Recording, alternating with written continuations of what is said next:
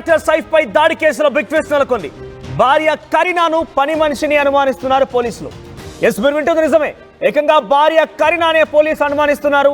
తానిచ్చినటువంటి police statement ఏదైతే ఉందో police విచారణ సందర్భంలో ఆ స్టేట్మెంట్ కాస్త అనుమానాస్పదంగా ఉందంటూ పోలీసు అనుమానిస్తున్నారు.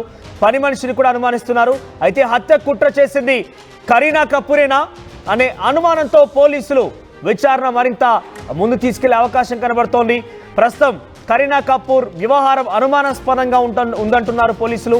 సైఫ్ పై దాడి జరిగిన రోజున ఆవిడ చెప్పినటువంటి సంఘటనలకు వాస్తవాలకు పొంతం లేదని, అసలు ఏమాత్రం కూడా ఆ రెండు పోల్స్ చూస్తే అవి రెండు కూడా మ్యాచ్ కావడం లేదు, కుదరడం లేదని చెప్పి పోలీసులు చెప్తున్నారు.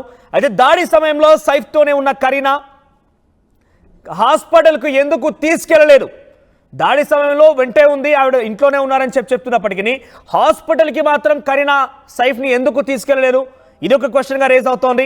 ఇక 7 ఏళ్ల కొడుకుతో సైఫ్ ఒక్కడే ఎందుకు హాస్పిటల్కి వెళ్లాల్సి వచ్చింది?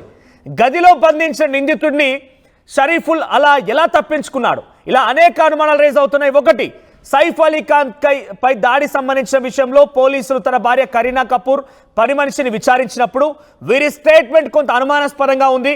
వారు చెప్పిన మాటలు అక్కడ జరిగిన సంఘటనలు ఏమాత్రం కూడా కుదరడం లేదు, ఇదొక అనుమానంగా ఉంది. మరోవైపుగా దాడి కట్టిన తర్వాత సైఫ్ అలీ ఖాన్ తన 7 ఏళ్ల కుమారుడితో మాత్రమే లీలావతి హాస్పిటల్ చేరుకున్నారు. ఆయనతో పాటుగా ఆటోలో ఎందుకు కరీనా కపూర్ రాలేరు? ఇది మూడో అనుమానంగా ఉంది. ఇక చివరిగా గదిలో బంధించేటువంటి ఆ నేరస్తుడు నిందితుడు షరీఫుల్ని ఎలా తప్పించుకున్నాడు? గదిలో బంధించిన వ్యక్తి ఎలా తప్పించుకున్నాడనే ఒక అనుమానం కూడా రేజ్ అవుతోంది.